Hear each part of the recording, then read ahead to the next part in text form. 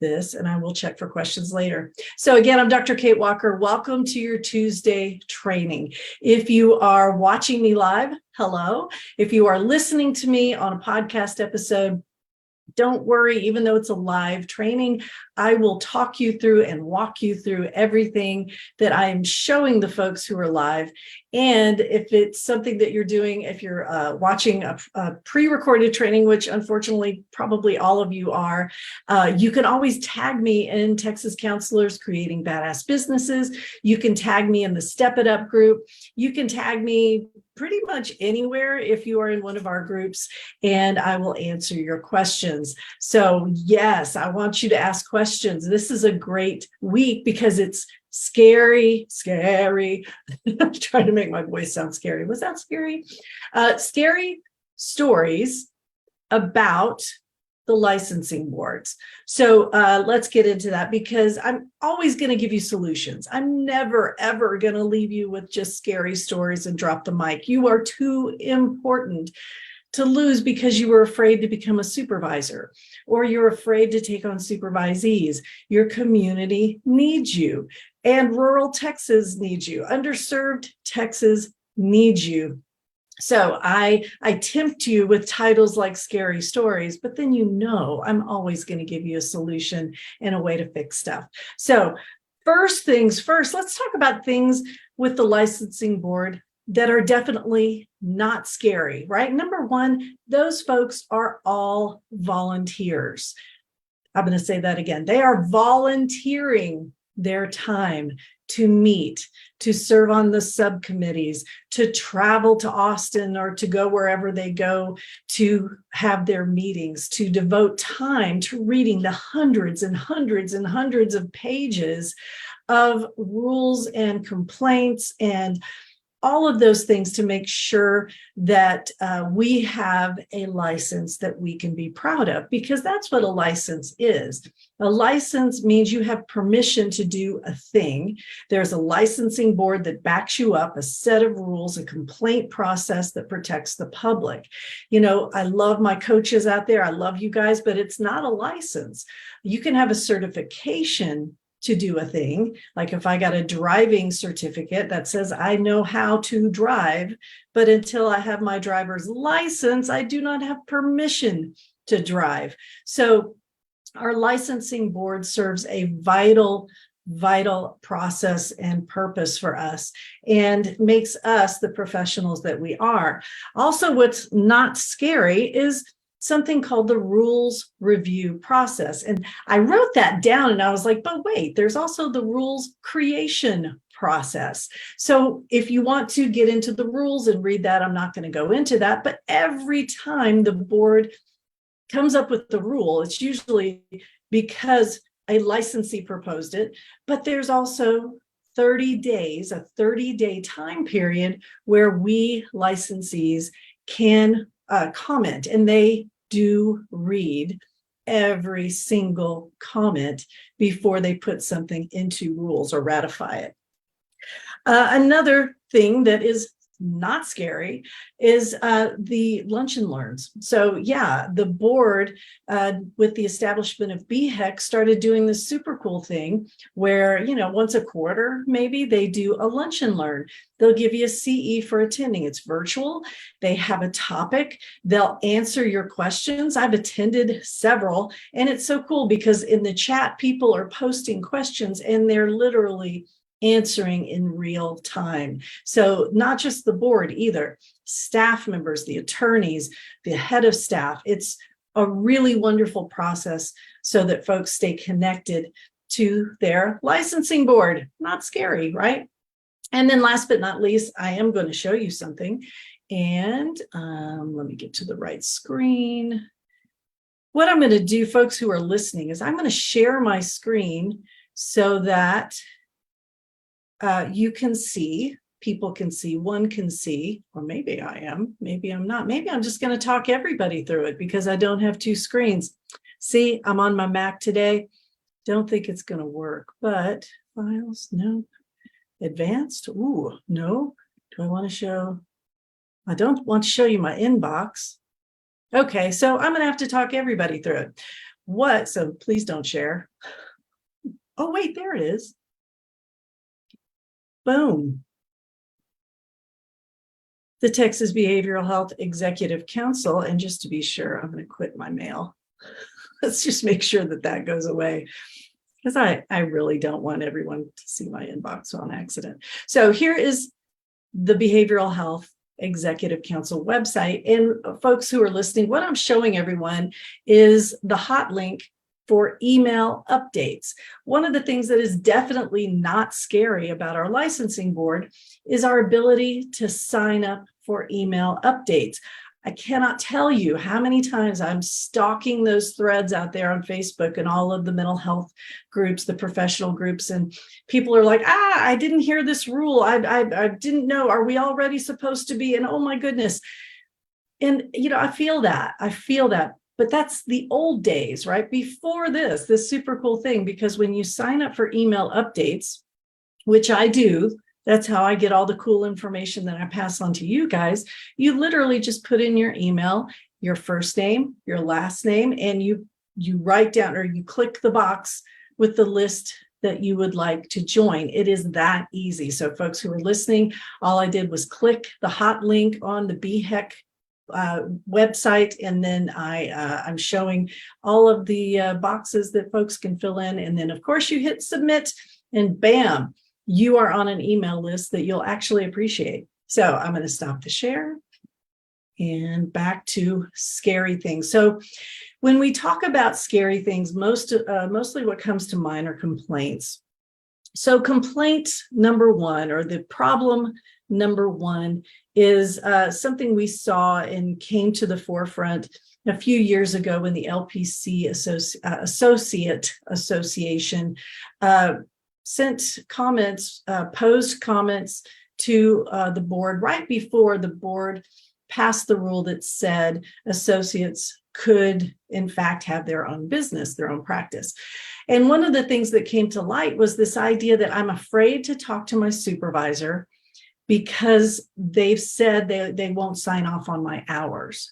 So I call that supervisors holding your hours hostage. This is scary. It's not okay. It's an area that is just full of potential to have a complaint filed against you, supervisor, because if your supervisee is working and they're seeing clients, then they're coming to supervision, they're attending supervision with you, then that is something you simply sign off on. You're attesting, you're like a notary public. You're simply noting a fact. Yes, my supervisee did the work. Yes, they showed up. Yes, we talked, thus, making a supervision happen. You're simply witnessing the fact that this happened. It's documentation that it happened. When you use that signature as a threat and you say, you know what, if you don't get your notes caught up, I'm not going to sign off on your hours. Okay, does that mean they still come to supervision, or you're going to hold supervision, but you're not going to witness it, or you're not going to then write down that you did go through every single client with your supervisee and you are aware of their actions? You're going to shoot yourself in the foot by not signing off that you were a witness and a party to that supervision session, right? See, that doesn't make sense for anybody. And so when you tell a supervisee, yeah, I'm not signing off on your hours until you ... Basically what you're trying to do is get out of the next bullet point, which is very scary, that I'm going to talk about. You're trying to get out of remediating them, all right? Our board rules, LPC and LMFT, state you must document a formal remediation plan in the supervisee's file before, now I'm going to use my words, before you terminate. Now, the rules themselves, there's one in the LPC board, there's one in the LMFT set of rules. That goes into, this must be a plan that if you identify areas that your supervisee is not meeting expectations, you must document this plan in the supervisee file. So when I see supervisors holding their signature hostage because their supervisee is failing to meet expectations, I can almost guarantee you I've got a supervisor who has not done a formal evaluation. They have no evidence at all whether the supervisee has met expectations, exceeds expectations, or did not meet expectations. They are noting a problem, so they're being they're jumping on it, which is good, but they're not assertive enough because they're not filing the remediation plan with the supervisee. Now, supervisors, I'm not taking you to task here. I promise, I get this. It's really hard. And in the third bullet, I'm going to talk about, actually, I'm going to talk about it right now. There are lots of things that can happen with a remediation plan, because one of the things we heard when Kinda Dalrymple, an attorney in Austin, Texas, who works with these licensing boards, she told us in our last meeting of the Texas Supervisor Coalition, you know, the remediation plan may not be working like the licensing boards hoped that it would, right? Because in an ideal world, this remediation plan would be like a wonderful aha moment for everyone. And kumbaya, we're all collaborating again. And supervisee has course corrected, boom, rainbows and unicorns. What most often happens, unfortunately, is we have supervisees who hop, right? They'll just say, okay, see ya, I'll go find another supervisor. I mean, even within an agency, right? They may just say, you know what, I'm canceling our contract, our state paperwork, and I'm going to go with this other supervisor. So that supervisee hopping becomes a problem because, you know, will that other supervisor then contact you and say, oh, by the way, did my brand new supervisee have a remediation plan with you? I mean, that's unlikely. I mean, part of what we do at Kate Walker Training and the Texas Supervisor Coalition, we try to establish best practices so that new supervisors get into the habit of checking references, of asking for a release of information to talk to the previous supervisor or previous professor or something like that, right? When you get this brand new supervisee out of the blue.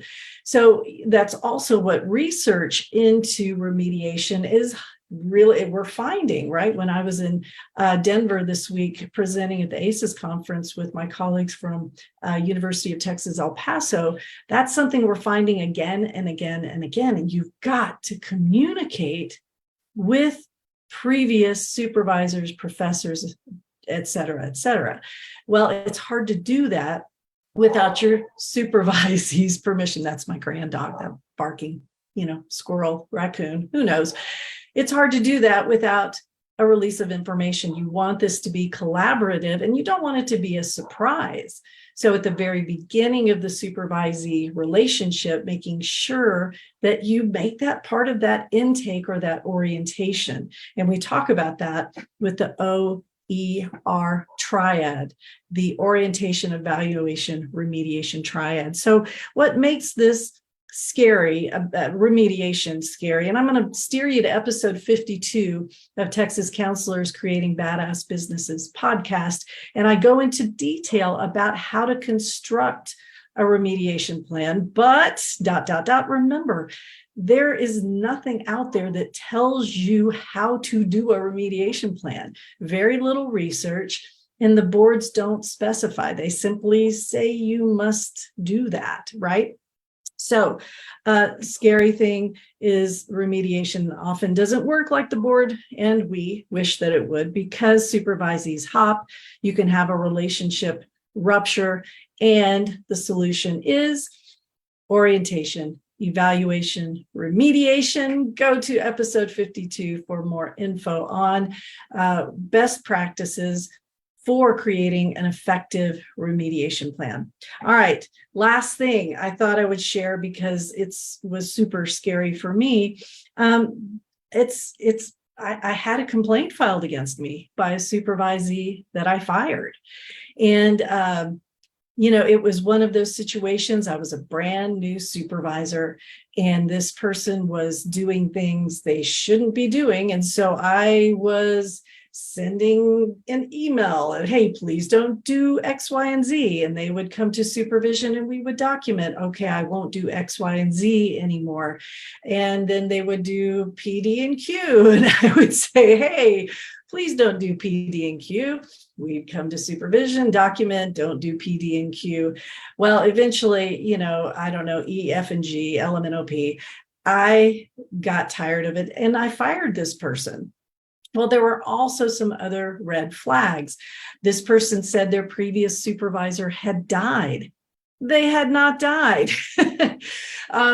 So I didn't bother to reach out, because why would I reach out to a dead supervisor, right? Okay, I have learned so much since then, right? How to create a formal remediation plan, how to include a release of information. I've learned to reach out and maybe even Google a little bit if something like that comes up where, no, please don't contact my previous supervisor. They're dead. I'm going to do a little extra homework. So I've learned a lot since then. But that didn't help me when the complaint came through the mail. And I'm looking at this going, oh my goodness, I'm being punished because I fired someone who refused to follow my supervision directives, right? And they were doing things that were not in the public's best interest. So that was in the bad old days when complaints were taking 2 to 3 years. So I made a huge file, snail mailed my response to the board, certified mail, got my attorney through my wonderful malpractice insurance, and waited and waited and waited. So finally, the big day came, and my mentor and friend, Dr. Judy Detrude, who is actually the mastermind behind the Kate Walker Training 40-hour LPC and LMFT Supervisor Training, she went with me to this board meeting. And it was pretty yucky, and I didn't like it. There was no part of it I would ever want to do again, but it has a happy ending. The board agreed that my termination was warranted. The complaint was dismissed. I took a big deep breath, and Dr. Detrude and I went back to the office and constructed a lot of the resources that we're trying to put into your hands now. Things that you can stay on top of with just a little bit of foresight, that orientation, constructing a great contract, making sure that you have a regular evaluation schedule, having a remediation plan with specific, measurable, trackable goals with consequences. Hello, love and logic parenting, anyone? 1, 2, 3 magic, anyone? Right? It has to have a consequence that is very clear, and that this process is collaborative. Nothing about this is secret or gotcha. These folks, I'm talking about our supervisees, spent a lot of money and time. They've got a passion just like you do. You've been there. You have been in their shoes where you're trying to figure it out. Level 1, level 2, and you're just not sure. And some days are great and some days are terrible. We don't want these folks to leave the business. We need them. The whole country needs them, but I focus on Texas, right? I focus on getting providers into underserved areas. And so the scary part is we might lose somebody who's an amazing professional because we supervisors failed to follow steps that could have resulted in, ready, drum roll, please, collaboration, right? This person's going to be your colleague. So don't let any of this be secret. When the board gets involved, when somebody files a complaint, it's due to a relationship rupture or something egregious, right? And I mentioned this in episode 52. Remediation goes out the window if your supervisee has done something egregious or harmed a client, and there's immediate action that needs to be taken, right? But the whole goal of these scary stories about the board is to help you understand the board is approachable. These situations are mitigatable. Is that a word? I'm not sure. You can do this, badass. You can do this. In fact, you have to do this. So become a supervisor, step in, don't, or lean in. What are we saying now? I don't know. But it's scary, of course, but there are ways to mitigate the fear, to mitigate anything that might hurt you, your license, your supervisor, the public. And hey, that's what I'm here for. Hi, buddy. So my grand dog is here. What, you going to jump up? Come here. Okay. All right. So we got Bodhi. Oh, you can see his nose. If you're listening to me on the podcast, I now have a cow dog in my lap. And if you saw my last Instagram post, you know this guy did a great job of helping me not fall behind when my son and I decided to do a trail that had just been dumped on by 6 inches of snow. So in my post, I said, I will be your footprints so you can follow me, and your cow dog to make sure you don't get left behind. I'm Dr. Kate Walker. Thank you so much for watching today, and I will see you next time. Or listening. Thank you so much for listening today. I'll see you next time.